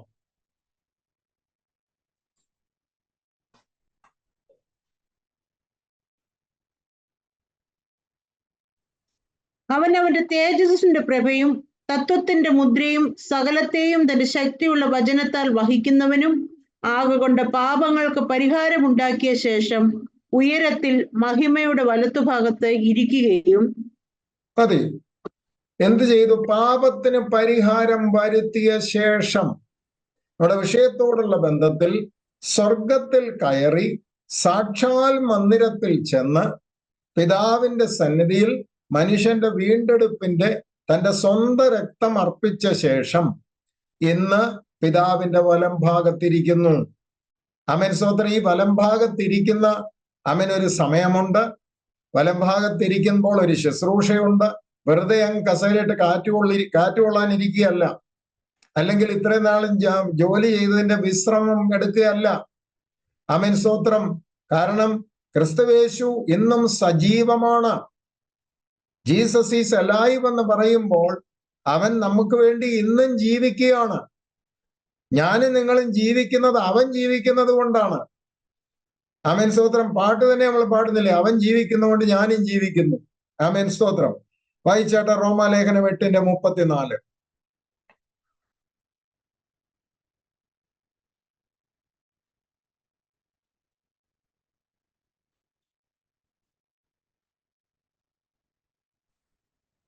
ക്രിസ്തുയേശു മരിച്ചവൻ, മരിച്ചിട്ട് ഉയർത്തെഴുന്നേറ്റവൻ തന്നെ. അവൻ ദൈവത്തിന്റെ വലത്തുഭാഗത്തിരിക്കുകയും നമുക്ക് വേണ്ടി പക്ഷപാതം കഴിക്കുകയും ചെയ്യുന്നു. ഒരു ക്യാപ്സ്യൂള് പോലെ അപ്പോസ്തലനായ പൗലോസ് പറയാണ്, ക്രിസ്തുയേശു മരിച്ചവൻ, മരിച്ചിട്ട് ഉയർത്തെഴുന്നേറ്റവൻ. എന്നിട്ട് പറയുന്നു, പിതാവിന്റെ സന്നിധിയിൽ ഇപ്പോൾ നമുക്ക് വേണ്ടി പക്ഷപാതം ചെയ്യുന്നു. ആ വാക്ക് ശ്രദ്ധിക്കണം, നമുക്ക് വേണ്ടി. ആമേൻ സ്തോത്രം. ആ വാക്കിന് വലിയ പ്രാധാന്യമുണ്ട്. അപ്പം ഒരു കൂട്ടർക്ക് വേണ്ടിയാണ് യേശു എന്ന് പക്ഷപാതം ചെയ്യുന്നത്. വീണ്ടെടുപ്പ് ലഭിച്ച മക്കൾക്ക് വേണ്ടിയാണ് യേശു ഇന്ന് പിതാവിന്റെ സന്നിധിയിൽ പക്ഷപാതം ചെയ്യുന്നത്. ലോകത്തിലുള്ള സകല മനുഷ്യർക്കും വേണ്ടി അല്ല യേശു ഇന്റർസെഷൻ നടത്തുന്നത്. ഇസ്രയേൽ മക്കളുടെ നടുവിൽ നിന്ന് ഒരു മഹാപുരോഹിതനെ തെരഞ്ഞെടുക്കുമ്പോൾ ഈ മഹാപുരോഹിതൻ ലോകത്തിലുള്ള സകല മനുഷ്യർക്കും വേണ്ടി അല്ല ദൈവസന്നിധിയിൽ പോയി പക്ഷപാതം ചെയ്യുന്നത്, മറിച്ച് ഇസ്രായേലിന് വേണ്ടി. മറ്റൊരു വാക്കിൽ പറഞ്ഞാൽ പരിച്ഛേദനയേറ്റ് ദൈവത്തിന്റെ ജനമായി തീർന്നവർക്ക് വേണ്ടിയാണ് ഭൂമിയിലുള്ള ഒരു മഹാപുരോഹിതൻ ദൈവത്തിന്റെ സന്നിധിയിൽ പക്ഷവാതം കഴിക്കാൻ കടന്നു പോകുന്നതെങ്കിൽ യേശു കർത്താവും മൽക്കിസദേക്കിന്റെ ക്രമപ്രകാരമുള്ള മഹാപുരോഹിതനായി രക്ഷിക്കപ്പെട്ട അല്ലെങ്കിൽ വീണ്ടെടുപ്പ് ലഭിച്ച എനിക്കും നിങ്ങൾക്കും വേണ്ടിയാണ് പിതാവിന്റെ സന്നിധിയിൽ പക്ഷവാതം ചെയ്യുന്നത്. രക്ഷിക്കപ്പെടാത്തവർക്കോ അല്ലെങ്കിൽ വീണ്ടെടുപ്പ് വിശ്വസിച്ചേറ്റെടുക്കാത്ത ഒരു വ്യക്തിക്കും വേണ്ടി അല്ല യേശു പിതാവിന്റെ സന്നിധിയിൽ ഇന്ന് നമുക്ക് വേണ്ടി പക്ഷവാതം ചെയ്തുകൊണ്ടിരിക്കുന്നത്. അവൻ നമുക്ക് വേണ്ടി മാത്രം അവന്റെ മരണത്തോട് അനുരൂപപ്പെട്ട അവന്റെ പുനരുത്ഥാനത്തിന് പങ്കാളിയാകുവാൻ അതിനോട് തത്തുല്യമായ സ്നാനമേറ്റവൻ, നമ്മുടെ വിഷയത്തോടുള്ള ബന്ധത്തിൽ അവന്റെ മരണ പുനരുത്ഥാനങ്ങളിൽ പങ്കാളികളായി തീർന്ന, ഒറ്റ വാക്കിൽ പറഞ്ഞാൽ സ്നാനത്തിലൂടെ അവന്റെ മരണ പുനരുത്ഥാനത്തിൽ പങ്കാളികളായി തീർന്ന ഭൂമിയിൽ ജീവിക്കുന്ന നമുക്ക് വേണ്ടിയാണ് സ്വർഗത്തിൽ പിതാവിന്റെ സന്നിധിയിൽ യേശു പക്ഷവാതം ചെയ്യുന്നത്. യേശുവിന്റെ ഇപ്പോഴത്തെ ശുശ്രൂഷ മഹാപുരോഹിത ശുശ്രൂഷയാണ്. അത് താൻ രക്ഷിച്ച ജനത്തിനു വേണ്ടി പിതാവിന്റെ സന്നിധിയിൽ പക്ഷവാതം ചെയ്യുന്നു. നമ്മുടെ ജഡത്തിന്റെ ബലഹീനതയും അനീതിയുടെയും പാപത്തിന്റെയും നടുവിലുള്ള നമ്മുടെ ജീവിതത്തിൽ ഉണ്ടാകുന്ന വീഴ്ചകളിൽ, നമുക്കറിയാം നമ്മൾ ജീവിക്കുന്ന ലോകം ഒരു വിക്കറ്റ് ലോകമാണ്, ഒരുപാട് പ്രലോഭനങ്ങളുള്ള ലോകമാണ്, വശീകരണങ്ങളുള്ള ലോകമാണ്. പല രീതിയിലും നമ്മുടെ ജീവിതത്തിൽ ദൗർബല്യങ്ങൾ കടന്നു വരാം. അപ്രകാരം ഉണ്ടാകുന്ന ദൗർബല്യങ്ങൾ എന്നെയും നിങ്ങളെയും പല രീതിയിൽ ബലഹീനപ്പെടുത്തുമ്പോൾ നമ്മൾ ഓടിച്ചെല്ലുകയാണ് ബലഹീനതയുമായി. ആരുടെ അടുത്തേക്കാ ചെല്ലുന്നത്? ഭൂമിയിലുള്ള ഒരു പുണ്യവാളന്റെ അടുത്തേക്കല്ല, ഭൂമിയിലുള്ള ഒരു മനുഷ്യന്റെ അടുക്കലേക്കല്ല, നമുക്ക് വേണ്ടി ജീവനെ തന്ന കർത്താവായ യേശുവിന്റെ അടുക്കലേക്കാ ചെല്ലുന്നത്. യേശുവിന്റെ അടുക്കൽ ചെല്ലാൻ നമുക്കൊരു മധ്യസ്ഥന്റെ ആവശ്യമില്ല, ഒരു മീഡിയേറ്ററിന്റെ ആവശ്യം നമുക്കില്ല. നമുക്ക് ധൈര്യത്തോടെ ചെല്ലാൻ വഴി തുറന്നു തന്നിരിക്കുകയാണ്. എങ്ങനെയാണ് വഴി തുറന്നിരിക്കുന്നത്? തന്റെ ശരീരമാകുന്ന തിരശീല കീറി, വഴിയില്ലായിരുന്നു, ഇല്ലാതിരുന്ന നമുക്ക് വേണ്ടി തന്റെ ശരീരമാകുന്ന തിരശീല കീറി ജീവപുതുവഴി തുറന്നു തന്ന, നമ്മൾ ഇന്ന് പോകുന്നത് അതിലൂടെ ഇതിലൂടെ ഒന്നും അല്ല, ഒരു ഷോർട്ട് കട്ട് മാർഗത്തിലൂടെ അല്ല, മനുഷ്യൻ കണ്ടുപിടിച്ച ഒരു രീതിയിലൂടെ അല്ല. വേദപുസ്തകം പഠിപ്പിക്കുന്ന വളരെ വിലപ്പെട്ട ഒരു സത്യമുണ്ട്. യേശു ക്രൂശിൽ കിടന്ന് നിലവിളിക്കുമ്പോൾ ദൈവാലയത്തിലെ തിരശീല മുകളിൽ തൊട്ട് താഴെ വരെ കീറിപ്പോയി. അത് കാണിക്കുന്നത് കീറിയത് ഭൂമിയിലെ തിരശീലയാണെങ്കിലും അവിടെ കീറപ്പെട്ടത് എന്താണെന്നറിയാമോ? ഒന്ന്, പഴയ നിയമ പൗരോഹിത്യം ദൈവം നീക്കിക്കളഞ്ഞിട്ട്, ആമേൻ, മനുഷ്യനെയും ദൈവത്തെയും തമ്മിൽ അകറ്റിയിരുന്ന ഭൂമിയിലെ വിശുദ്ധ മന്ദിരത്തിന്റെ കർട്ടൻ മാറ്റിയിട്ട് ഇനി ആ കർട്ടന്റെ ആവശ്യമില്ല, നേരിട്ട് നിങ്ങൾക്ക് കയറി വരാമെന്ന്, ആമേൻ, സ്തോത്രമുള്ള സ്വാതന്ത്ര്യം നമുക്ക് നൽകി തന്നു. വായിച്ചാട്ടെ, എബ്രായ ലേഖനത്തിലേക്ക് നമുക്ക് വീണ്ടും വരാം. നിങ്ങൾ എന്റെ കൂടെ ചേർന്ന് നിൽക്കണമേ, ഇതൊരു ടഫ് വിഷയമാണ്.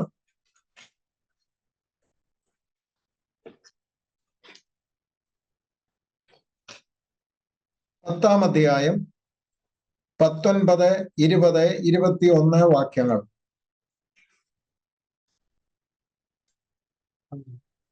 അതുകൊണ്ട് സഹോദരന്മാരെ, യേശു തന്റെ ദേഹം എന്ന തിരശീലയിൽ കൂടി നമുക്ക് പ്രതിഷ്ഠിച്ച ജീവനുള്ള പുതുവഴിയായി തന്റെ രക്തത്താൽ വിശുദ്ധ മന്ദിരത്തിലേക്കുള്ള പ്രവേശനത്തിന് ധൈര്യവും ദൈവത്തിന്മേൽ ഒരു മഹാപുരോഹിതനും ദൈവാലയത്തിന്മേൽ ഒരു മഹാപുരോഹിതനും നമുക്കുള്ളത് കൊണ്ട് നാം ദുർമനസാക്ഷി നീങ്ങുമാറ് ഹൃദയങ്ങളിൽ തളിക്കപ്പെട്ടവരും ശുദ്ധവെള്ളത്താൽ ശരീരം കഴുകപ്പെട്ടവരുമായി വിശ്വാസത്തിൽ പൂർണ്ണ നിശ്ചയം പൂണ്ട് പരമാർത്ഥ ഹൃദയത്തോടെ അടുത്തു ചെല്ലുക. ഈ പറയുകയാണ്, നമുക്കൊരു മഹാപുരോഹിതൻ ഉള്ളത് കൊണ്ട്, തന്റെ ശരീരമാകുന്ന തിരശീല കീറി വഴി തുറന്നു തന്നിരിക്കുന്നത് കൊണ്ട് ഒരു തടസ്സവും ഇല്ല. വഴി തുറക്കപ്പെട്ടു. കൃപാസനത്തെങ്കിലേക്ക് ഓടിച്ചെല്ലാൻ വഴി തുറക്കപ്പെട്ടിരിക്കുക. അതുകൊണ്ടാണ് നമ്മുടെ ജീവിതത്തിൽ ഒരു വീഴ്ച വരുമ്പോൾ ഒറ്റ ഓട്ടം ദൈവസന്നിധിയിലോട്ട് ഓടുന്നത്. കർത്താവെ പറ്റിപ്പോയി, സംഭവിക്കാത്തത് സംഭവിക്കരുതാത്തത് സംഭവിച്ചു പോയി. അവിടെ ഇരിക്കുന്നത് വടിയും പിടിച്ച് കത്തിയും പിടിച്ചിരിക്കുകയല്ല. ഭൂമിയിലുള്ള പല ദൈവങ്ങളെയും നമ്മളൊന്ന് നോക്കിക്കേ, കൊച്ചു വടിയൊക്കെ പിടിച്ചായിരിക്കുന്നത്. നീഞ്ഞു വാ, നിന്നെ ശരിയാക്കാമെന്ന് പറഞ്ഞു.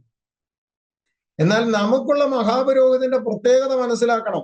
അത് നമുക്ക് ഒന്നുകൂടെ ധൈര്യം തരും. പാപം ചെയ്യാനുള്ള ധൈര്യമല്ല, മറിച്ച് അവനിൽ ആശ്രയിക്കാനുള്ള ഒരു ധൈര്യം. ഭൂമിയിലുള്ള ദൈവങ്ങളെ നോക്കി ഏതെല്ലാം രൂപത്തിലെ ഭാവത്തിലെ കുന്തം പിടിച്ചോണ്ട് നിൽക്കുന്നു, വടി പിടിച്ചോണ്ട് നിൽക്കുന്നു, വാള് പിടിച്ചോണ്ട് നിൽക്കുന്നു. ഇത് കാണുമ്പോൾ തന്നെ മനുഷ്യൻ എന്ത് തോന്നും? പേടി തോന്നും. ചിലരാണ് നിർജീവരായിട്ടിരിക്കുന്നു. എന്നാൽ നമ്മുടെ മഹാപുരോഹിതൻ അവിടെ ആമേൻ സ്തോത്രം വാക്കത്തെയും പിടിച്ചോണ്ടിരിക്കുകയല്ല, നിന്നെയൊക്കെ ശരിയാക്കാം. ആമേൻ അവന്റെ പ്രത്യേകത നമ്മൾ കാണണം. നമ്മുടെ ബലഹീനത അറിയുന്ന അവൻ ജഡത്തിൽ ഈ ലോകത്തിൽ ജീവിച്ചപ്പോൾ അവൻ ഒരുപാട് കഷ്ടങ്ങളിലൂടെ കടന്നുപോയി.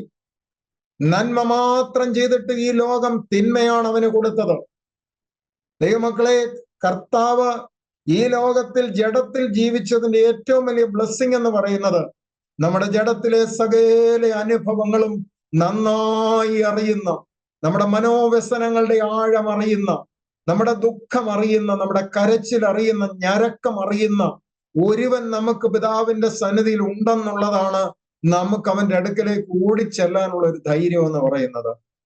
അവിടെ അവൻ നമ്മോട് സഹതാപം കാണിപ്പാൻ കഴിവുള്ളവനായി, നമ്മോട് കരുണ കാണിപ്പാൻ കഴിവുള്ളവനായി, നമ്മെ സഹായിപ്പാൻ കഴിവുള്ളവനായി, നമുക്ക് ഉദ്ധാരണം തരാൻ കഴിവുള്ളവനായി, വിടുവിച്ചെടുക്കാൻ കഴിവുള്ളവനായി. കാരണം യേശു ഇരിക്കുമ്പോൾ എങ്ങനെ ഇരിക്കുന്നറിയാമോ? മരണത്തിന്റെയും പാതാളത്തിന്റെയും താക്കോൽ കൈവശമുള്ളവനായിട്ടാണ് കാണപ്പെടുന്നത്. യേശു എന്ത് ചെയ്തു? പാതാള മണ്ഡലങ്ങളിൽ ഇറങ്ങി എന്നൊക്കെ പറയുമ്പോൾ ആമേൻ സ്തോത്രം, മരണത്തിന്റെ അധികാരിയായിരുന്ന പിശാചിനെ തന്റെ മരണത്താൽ നീക്കി. പിശാചിന്റെ കയ്യിലുണ്ടായിരുന്ന ആ മരണത്തിന്റെ അധികാരത്തെ യേശു പുനരുദ്ധാനം ചെയ്തതോടുകൂടി ഇപ്പൊ ആരുടെ കയ്യിൽ വന്നു?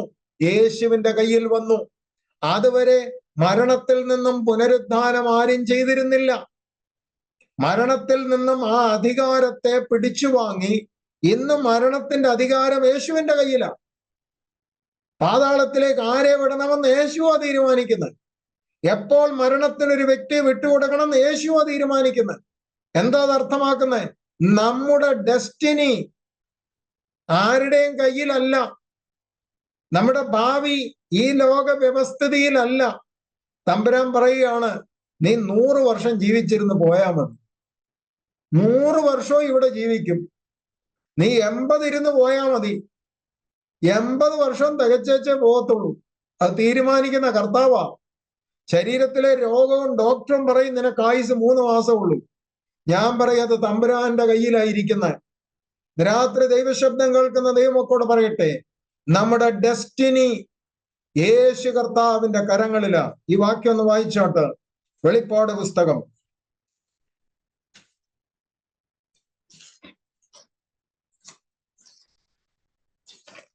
1-ാം അധ്യായം 18-ാം വാക്യം വായിച്ചോട്ട്.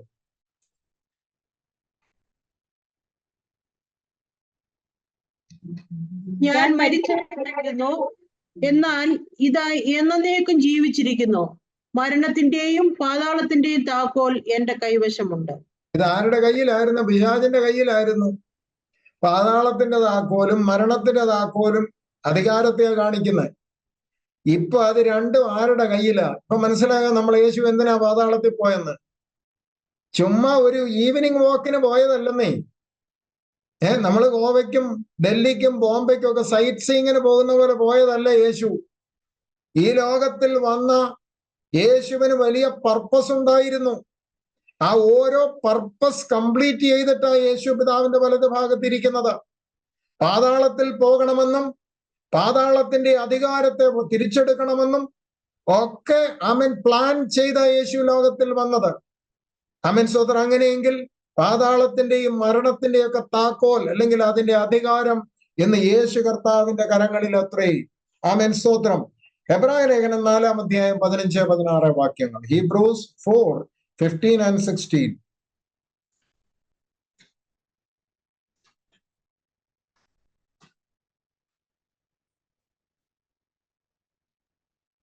നമുക്കുള്ള മഹാപുരോഹിതൻ നമ്മുടെ ബലഹീനതകളിൽ സഹതാപം കാണിപ്പാൻ കഴിയാത്തവനല്ല, പാപമൊഴികെ സർവത്തിലും നമുക്ക് തുല്യമായി പരീക്ഷിക്കപ്പെട്ടവൻ അത്രേ നമുക്കുള്ളത്.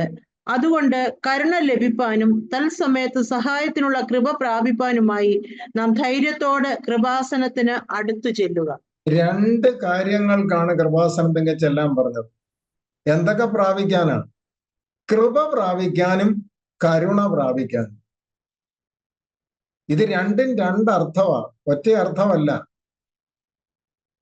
കൃപ പ്രാപിപ്പാനും സഹായത്തിനുള്ള കൃപ പ്രാപിപ്പാനും കരുണ പ്രാപിപ്പാനും. ഈ 2 ഗുണവും യേശുവിൽ ഉള്ളതാ നമ്മുടെ ധൈര്യം എന്ന് പറയുന്നത്. എന്താണ് ഈ ഗ്രേസ് അല്ലെങ്കിൽ കൃപ എന്ന് പറയുന്നത്? അതിനെക്കുറിച്ച് പറയുന്ന free and unmerited favour of God.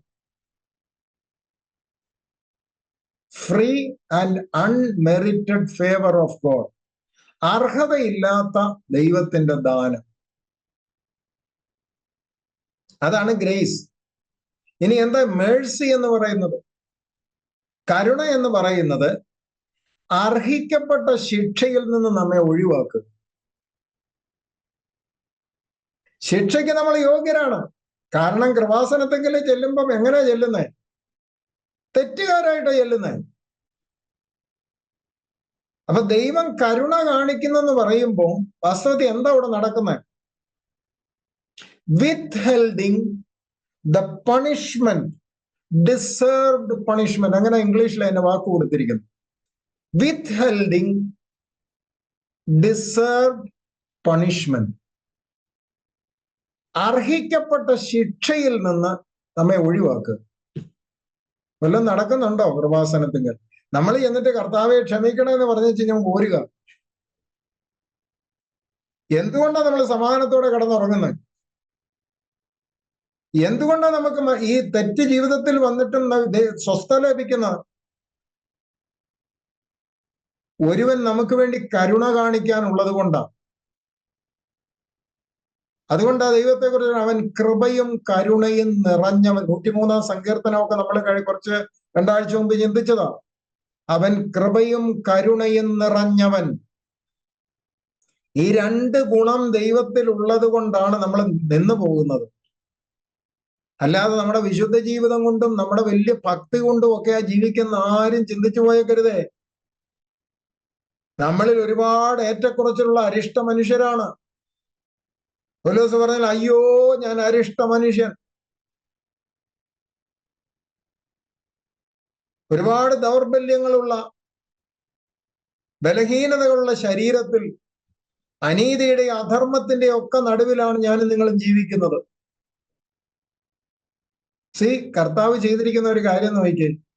ഈ ഭൂമിയിൽ നാം ജീവിക്കുമ്പോൾ ഇതൊക്കെ നമ്മുടെ ജീവിതത്തിൽ വരുമെന്ന് കണ്ടുകൊണ്ട് തന്നെ അങ്ങനെ ഒരു ശുശ്രൂഷ അവിടെ ചെയ്യുന്നത്. എത്ര നല്ല ദൈവത്തെയാണ് നമ്മൾ സേവിക്കുന്നത്.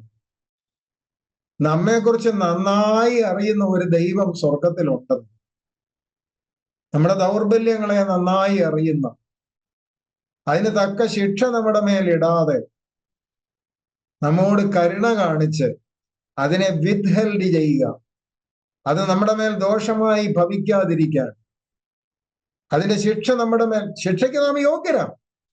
കാരണം പാപത്തിന് ശിക്ഷയുണ്ട്. ആ ശിക്ഷ നമ്മുടെ മേൽ വരാതിരിക്കുന്നത് അവന്റെ ആ ഡിവൈൻ നേച്ചർ കൊണ്ടാണ്. കാരണം അവൻ നമ്മെ വീണ്ടെടുത്തു. അതുകൊണ്ടാണ് വീണ്ടെടുക്കപ്പെട്ട ദൈവമക്കൾക്ക് മാത്രമാണ് യേശു കൃപാസനത്തിങ്കൽ പക്ഷവാതം ചെയ്യുന്നത്.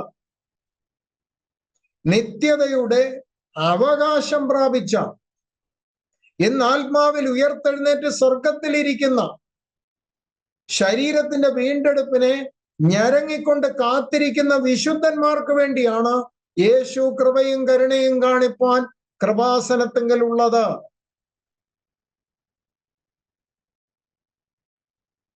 രണ്ടാമൊരു വാക്യം വായിച്ചു, യോഹന്നാന്റെ ലേഖനം.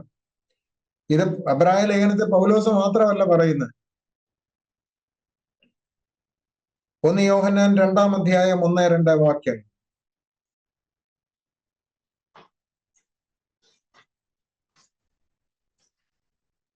എന്റെ കുഞ്ഞുങ്ങളെ, നിങ്ങൾ പാപം ചെയ്യാതിരിപ്പാൻ ഞാൻ ഇത് നിങ്ങൾക്ക് എഴുതുന്നു. ഒരുത്തൻ പാപം ചെയ്തു എങ്കിലോ നീതിമാനായ യേശുക്രിസ്തു എന്ന കാര്യസ്ഥൻ നമുക്ക് പിതാവിന്റെ അടുക്കലുണ്ട്. അവൻ നമ്മുടെ പാപങ്ങൾക്ക് പ്രായശ്ചിത്തമാകുന്നു. നമ്മുടേതിന് മാത്രമല്ല സർവ്വലോകത്തിന്റെ പാപത്തിനും തന്നെ. നമുക്ക് വേണ്ടി പ്രായശ്ചിത്തമായി തീർന്നവൻ പിതാവിന്റെ സന്നിധിയിലുണ്ട്. യോഹന്നാനും ആ വ്യക്തത തരികയാണ്. കുഞ്ഞുങ്ങളെ, അതുകൊണ്ട് പാപം ചെയ്യാനുള്ള ലൈസൻസ് ആയിട്ട് അതിനെ എടുക്കരുത്. അതാ യോഹന്നാൻ വരച്ചു വെക്കാൻ ശ്രമിക്കുന്നത്. പാപം ചെയ്യാതിരിക്കാൻ നിങ്ങൾക്കിത് എഴുതുന്നു. ഒരുവൻ പാപം ചെയ്തു എങ്കിലോ, അബദ്ധവശാൽ ഒരു എറർ സംഭവിച്ചു എങ്കിലോ, ആ അർത്ഥത്തിലാണ് അതിനെ കാണേണ്ടത്. അല്ലാതെ പാപം ചെയ്തിച്ച് പണ്ട് പഴയ നിയമ ഇസ്രായേൽ ഓടിച്ചെന്ന് ഒരു ആട്ടുംകുട്ടിയെ പിടിച്ചുകൊണ്ട് പുരോഹിതന്റെ അടുത്തോട്ട് ചെല്ലുക, യാഗം കഴിക്കുക, വീണ്ടും പാപം ചെയ്യുക, ആട്ടുംകുട്ടിയെ അറക്കുക, ഈ പരിപാടി അല്ല. അതൊക്കെ കഴിഞ്ഞുപോയി. വീണ്ടും വീണ്ടും അവനെ ക്രൂശിക്കരുത്. വീണ്ടും വീണ്ടും അവനെ അപവാദം വരുത്തരുത്.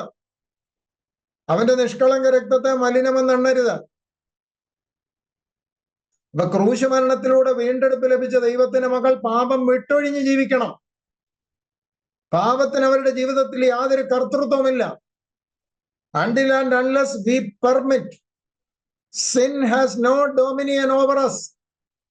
പാപത്തിന് നമ്മുടെ മേൽ ഒരു കർത്തൃത്വം ഇല്ല. നമ്മൾ അനുവദിക്കാത്തിടത്തോളം കാലം പാപത്തിനുമില്ല, പിശാചിനുമില്ല. കാരണം പാപം എന്ന് പറഞ്ഞ പിശാചിന്റെ പ്രോഡക്റ്റാണ്. അപ്പോൾ പാപം ചെയ്യാതിരിക്കാൻ, എന്നാൽ അബദ്ധവശാൽ, കാരണം ജഡത്തിൽ ലോകത്തിൽ ജീവിക്കുമ്പോൾ ദൗർബല്യങ്ങൾ കടന്നു വന്നാൽ നീതിമാനായ യേശു ക്രിസ്തു, ആമേൻ, സ്തോത്രം, ദൈവത്തിന്റെ മക്കളെ, ക്രിസ്തുവേശു ലോകത്തിൽ ജഡത്തിൽ ജീവിച്ച് മരിച്ചതും അടക്കപ്പെട്ടതും പാതാളങ്ങളിൽ ഇറങ്ങിയതും മരണത്തെ ജയിച്ച് പുനരുദ്ധാനം ചെയ്തതും സ്വർഗാരോഹണം ചെയ്തതും പിതാവിന്റെ വലം ഭാഗത്തിരിക്കുന്നതും എനിക്ക് നിങ്ങൾക്കും വേണ്ടിയാണ്. നമുക്ക് ചിന്തിക്കാൻ പറ്റുമോ? ഈ അരിഷ്ടരായ നമുക്ക് വേണ്ടി ഇത്രയും വലിയ കാര്യം കർത്താവ് ചെയ്തെന്നൊക്കെ പറയുമ്പോൾ നമുക്ക് അവനോടുള്ള സ്നേഹം, ഇന്നലെ ഉണ്ടായിരുന്ന സ്നേഹം പോരാ. പൗലോസിന്റെ ഭാഷ പറഞ്ഞ ക്രിസ്തുവിന്റെ സ്നേഹം ഞങ്ങളെ നിർബന്ധിച്ചുകൊണ്ടിരിക്കുന്നു.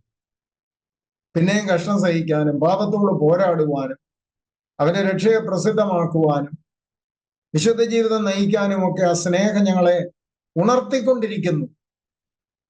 ഇത്ര നല്ല ദൈവം നമുക്കുള്ളത് കൊണ്ട്, ഇത്ര വലിയ സ്നേഹം നമുക്ക് നൽകി തന്നിരിക്കൊണ്ട് നമ്മുടെ ദൈവത്തോടുള്ള ആത്മബന്ധത്തിന് ദൈവമക്കളെ കൂടുതൽ ഊർജ്ജസ്വലത ഉണ്ടാകട്ടെ. നമ്മുടെ മനഃപ്പാടമാക്കിയ ഒരു ഭക്തിയല്ല, ജൽപ്പനങ്ങളല്ല, ഇതൊരാത്മബന്ധമത്രേ. അതിൽ ഏറ്റക്കുറച്ചിലുകൾ ഭൗതിക ജീവിതത്തിൽ വരുമ്പോഴും ദൈവത്തോടുള്ള ബന്ധത്തിന് അല്പം പോലും ഭംഗം വരരുത്. നമ്മുടെ ഭക്തി എന്തെങ്കിലും വിഷയാധിഷ്ഠിതമല്ല. നമുക്ക് എന്തെങ്കിലും കിട്ടിയാൽ നമ്മൾ കർത്താവിനെ സേവിക്കാമെന്നുള്ള അർത്ഥത്തിലല്ല. നമുക്ക് കിട്ടുക എന്നുള്ളതല്ല, കിട്ടേണ്ടത് കിട്ടിക്കഴിഞ്ഞു. ഏറ്റവും വിലയേറിയതാണ് റിഡംഷൻ എന്ന് പറയുന്നത്. 49-ാം സങ്കീർത്തനത്തിൽ ഇങ്ങനൊരു വാക്യമുണ്ട്: സഹോദരൻ ശവക്കുഴി കാണാതെ ദൈവത്തിന് വീണ്ടെടുപ്പ് വില കൊടുക്കാൻ ആർക്കും സാധ്യമല്ല. അതിന്റെ ഉത്തരമാണ് കർത്താവായ യേശു ക്രിസ്തു. നമുക്ക് വേണ്ടി വീണ്ടെടുപ്പായി തീർന്നവൻ, നമുക്ക് വേണ്ടി നീതീകരണമായി തീർന്നവൻ നമ്മെ തേജസ്കരിച്ചു കൊണ്ടിരിക്കുന്നു. അവന് വേണ്ടി തലവണക്കാൻ നമുക്ക് കർത്താവിനോട് പ്രാർത്ഥിക്കാം. അവൻ സ്വർഗത്തിൽ നിന്ന് ഇറങ്ങി വന്നു, ഭൂമിയിൽ തന്റെ ശുശ്രൂഷ നിവർത്തിച്ചു, വീണ്ടും സ്വർഗത്തിലേക്ക് കയറിപ്പോയി, എന്നേക്കുമുള്ള വീണ്ടെടുപ്പിന് തന്റെ രക്തം അർപ്പിച്ചു, പിതാവിന്റെ വലം ഭാഗത്തിരുന്ന് നമുക്ക് വേണ്ടി പക്ഷവാദം ചെയ്യും. അത് മുഴു ലോകത്തിനും വേണ്ടിയല്ല, പാപപരിഹാരം വരുത്തിയത് മുഴു ലോകത്തിനും വേണ്ടി. എന്നാൽ പക്ഷവാദം ചെയ്യുന്നത് വീണ്ടെടുപ്പ് ലഭിച്ച, തന്നോട് ഉടമ്പടി ചെയ്ത, അവന്റെ ശരീരത്തിലും രക്തത്തിലും ഉടമ്പടി ചെയ്ത തന്റെ മക്കൾക്ക് വേണ്ടി അവൻ പക്ഷവാദം ചെയ്യുന്നു. അവന്റെ പക്കൽ കൃപയുണ്ട്, അവന്റെ പക്കൽ കരുണയുണ്ട്. അതുകൊണ്ടല്ലേ ഞാനും നിങ്ങളും നിലനിന്നു പോകുന്നത്. ഈ കർത്താവിനെ വിട്ട് നമുക്ക് എവിടെ പോകാൻ സാധിക്കും? Hallelujah, hallelujah, hallelujah. അവൻ ഹാലേലുയ്യ ജീവിക്കുന്നത് കൊണ്ട് ഞാനും നിങ്ങളും ജീവിക്കുന്നു. ഇനി പാപം നമ്മെ കീഴ്പ്പെടുത്തരുത്. പാപം നമ്മെ അടിമപ്പെടുത്തരുത്. പാപത്തിന്റെ മേൽ ജയമെടുക്കുവാൻ, പിശാചിന്റെ മേൽ ജയമെടുക്കുവാൻ യേശു ആ വാഴ്ചകളെയൊക്കെ ആയുധവർഗം വെപ്പിച്ച് ക്രൂശിൽ ജയം കൊണ്ടാടിയിരിക്കൊണ്ട് യേശു ക്രിസ്തു മുഖാന്തരം ജയം തരുന്ന ദൈവത്തിന് സ്തോത്രം ചെല്ലാം. Hallelujah, hallelujah. കർത്താവേ, നീ ഞങ്ങൾക്ക് തരുന്ന സ്വാതന്ത്ര്യത്തിനായി സ്തോത്രം. യേശു ക്രിസ്തു മുഖാന്തരം ഞങ്ങൾക്ക് തരുന്ന ജയത്തിനായി സ്തോത്രം. താവേ, അരിഷ്ടരായി ഞങ്ങളോട് ഇത്ര കരുണ കാണിപ്പാൻ, ഞങ്ങളോട് ഇത്ര ദയ കാണിപ്പാൻ നിന്റെ ഹൃദയവും മനസ്സും ഞങ്ങൾക്ക് പൊഴിച്ചു തന്നുകൊണ്ട് ദൈവവചന സത്യങ്ങൾ ഞങ്ങളെ ഗ്രഹിപ്പിക്കാൻ ഞങ്ങൾ എന്തുള്ളൂ കർത്താവേ. ഞങ്ങളോടുള്ള നിന്റെ ദയ വലിയതെന്ന് ഞങ്ങൾ മനസ്സിലാക്കുന്നു. നിന്നോടുള്ള ബന്ധം ഓരോ ദിവസവും വളർന്നും വർദ്ധിച്ചും വരുവാൻ അവിടുന്ന് ഞങ്ങളെ സഹായിക്കണം കർത്താവേ. പരിശുദ്ധ പിതാവേ, നല്ല രാത്രിക്കായി സ്തോത്രം കരയേറ്റുന്നു. ദൈവരൂപത്തിൽ ഇരുന്നവൻ മനുഷ്യ സാദൃശ്യത്തിൽ ലോകത്തിൽ വന്ന് പാപത്തിന് പരിഹാരം വരുത്തി പിതാവിന്റെ വലം ഭാഗത്തേക്ക് കയറിപ്പോയി ഞങ്ങൾക്ക് വേണ്ടി പക്ഷപാതം ചെയ്യുന്നത് കൊണ്ട് സ്തോത്രം. തലവണക്കിരിക്കുന്ന എല്ലാ പ്രിയപ്പെട്ടവർക്കായി സ്തോത്രം. താവേ, വചനത്താൽ ശുദ്ധിയുള്ളവരായി, വചനത്താൽ സ്വാതന്ത്ര്യം പ്രാപിച്ചവരായി ക്രിസ്തീയ ജീവിതം ആരോഗ്യകരമായി നയിക്കുവാൻ, ജീവിതത്തിൽ വരുന്ന ഏറ്റക്കുറച്ചിലുകളെ കണ്ട് ഭക്തി വിട്ടകന്നു പോകാതെ ശ്വാസത്തിൽ സ്ഥിരതയോടെ മുന്നേറുവാൻ അവിടുന്ന് എല്ലാവർക്കും കൃപ കൊടുക്കണമെന്ന് പ്രാർത്ഥിക്കുന്നു. ഞങ്ങളെ തള്ളിക്കളയാത്ത ഒരു കൃപാസനം ഉള്ളത് കൊണ്ട്, സഹതാപം കാണിപ്പാൻ കഴിവുള്ള മഹാപുരോഹിതൻ ഉള്ളത് കൊണ്ട് ഞങ്ങൾ അവിടുത്തേക്ക് സ്തോത്രം കരയേറ്റുന്നു.